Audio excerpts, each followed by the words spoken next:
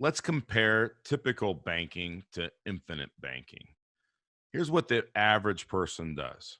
They earn an income and they put it in their checking account. Now, when I say their checking account, they don't own the bank. Somebody else owns the bank.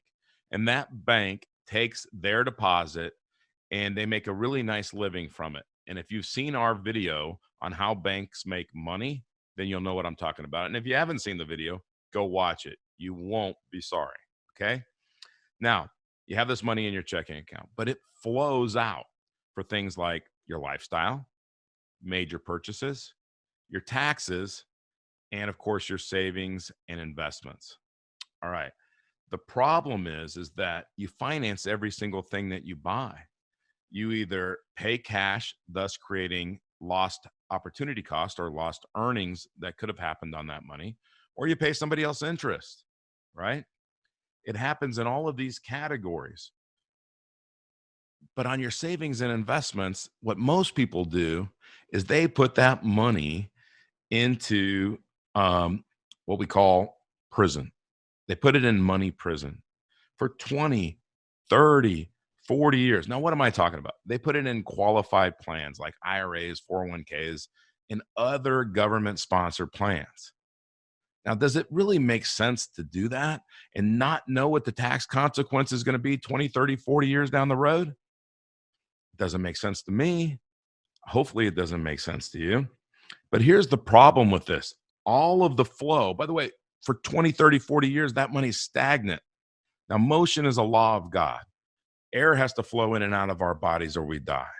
Blood has to flow through our bodies or we die. And if water doesn't flow, it becomes stagnant, just like your money. All right. So, in this example, all of the flow is away from you. Now, Nelson says in his book, Nelson Nash, in his great book, Becoming Your Own Banker, which is really the textbook on how to do this, how to become your own banker and use the infinite banking concept.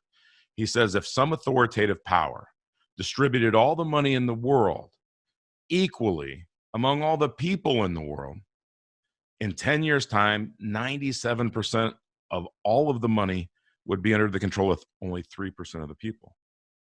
And the reason is that those people, they don't let all the money flow away from them. But the typical person, they don't look at that. They listen to people, financial entertainers like Dave Ramsey. And Dave Ramsey says, slow down this flow. That's the problem. I'm telling you, it's not the problem, but that's what he tells people. Or I love Tony Robbins. He would tell you, get motivated and make more money. All right, but what if there was an alternative here? What if that's not what we had to do?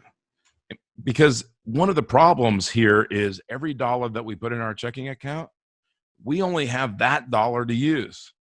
We never have any leverage. It's only one for one.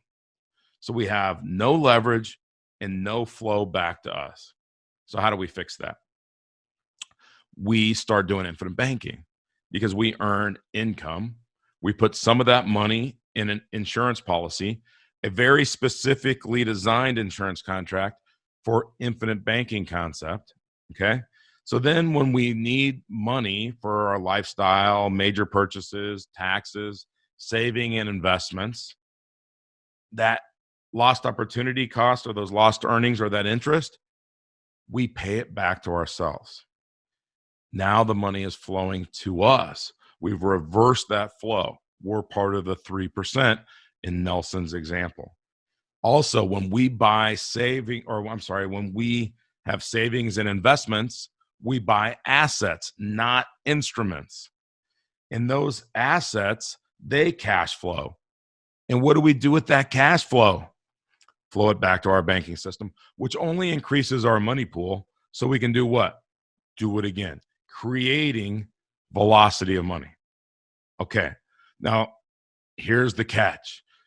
When we first put $1 in the insurance contract, it's not worth $1 of cash value the first year or so. But pretty soon, it's worth more than $1. Now, that's called leveraging. Down the road, it could be worth $2, $3, $4. Now, let me ask you a question. If you could write me a check today for $1, and I would turn around and give you a use of $4. How big do you want to write that check? That's the power of leverage. You wouldn't want a little check like some people on the internet are advocating. You'd want it to be as big as I would let you write that check. Please, please tell me you understand that. That's the use of leverage. And that's what we teach